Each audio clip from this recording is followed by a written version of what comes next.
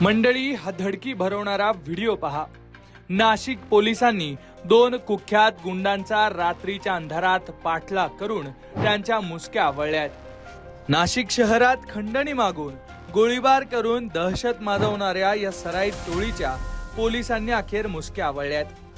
नाशिक पोलिसांच्या गुंडाविरोधी पथकानं ही सिनेस्टाईल पाठलाग करत कारवाई केली आहे। यामध्ये दोन खतरनाक गुंड पोलिसांच्या हाती लागलेत। या गुंडांनी आतापर्यंत कशी दहशत माजवली होती आणि ते आता पोलिसांच्या ट्रॅप मध्ये कसे अडकलेत पाहुयात या खास रिपोर्ट मधून। 29 जुलैची रात्र होती। नाशिक रोड रेल्वे स्थानकाजवळ भूषण उर्फ स्वप्नील गोसावी आणि त्याच्या साथीदारांनी एका नागरिकाच्या पोटाला थेट पिस्तूल लावलं। जीवे मारण्याची धमकी देत त्याच्या खिशातले 17,000 रुपये जबरदस्तीनं लुटले आणि पळ काढला। या गुंडांची हिंमत एवढ्यावरच थांबली नाही। पुढे 30 जुलैला सुद्धा या गुंडांनी उपनगर परिसरातील जाधव मळ्यात मोठा धुडगूस घातला। तिथं थेट एका कार पार्किंग मध्ये घुसून लक्झरी कारची काच आणि हेडलाईट दांड्याने फोडून टाकले। मुख्य आरोपी भूषण गोसावीनं थेट गावठी कट्ट्यातून गोळीबार करत एकाला ठार मारण्याचाही प्रयत्न केला। या घटनेची माहिती वाऱ्यासारखी शहरात पसरली आणि त्यामुळे दहशतीची मोठी चर्चा झाली।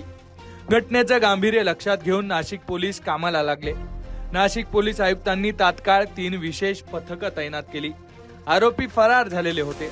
अहिल्यानगर, मालेगाव ते छत्रपती संभाजीनगर पर्यंत पोलिसांनी जोरदार फिल्डिंग लावली।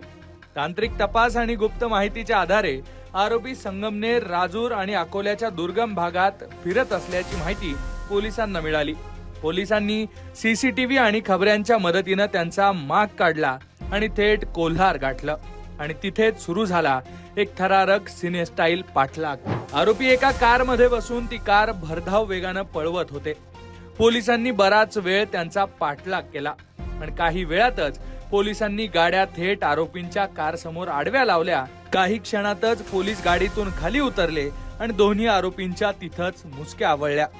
अटक करण्यात आलेल्या आरोपींमध्ये नाशिकचा स्वप्नील उर्फ भूषण गोसावी आहे आणि अहिल्यानगरचा आकाश दीपक गायकवाड आहे। त्यांच्याकडून 9 लाख रुपयांचा गावठी कट्टा, 8 जिवंत काडतुस आणि एक कार पोलिसांनी जप्त केलेली आहे। या दोन्ही सराईत गुन्हेगारांवर खुनाचा प्रयत्न, खंडणी, दहशत माजवणे आणि मालमत्तेचं नुकसान करण्याचे गंभीर गुन्हे दाखल केलेले आहेत। गुन्हे शाखा आणि गुंडाविरोधी पथकानं अत्यंत गुप्तता राखून ही धडक कारवाई यशस्वी केली आहे। पोलिसांच्या या धडाकेबाज कारवाईमुळे आता नाशिककरांनी सुटकेचा निश्वास सोडलाय आणि पोलिसांचं कौतुकही होतंय। तरी वारंवार डोकं वर काढणाऱ्या या गुन्हेगारीवर कायमचा लगाम कधी बसणार हा प्रश्न नागरिक विचारतायत। तुम्हाला एकूणच या सगळ्या कारवाईबद्दल नेमकं काय वाटतंय ते कमेंट बॉक्स मध्ये नक्की लिहा आणि अशाच घडामोडी जाणून घेण्यासाठी लोकमत पाहत रहा।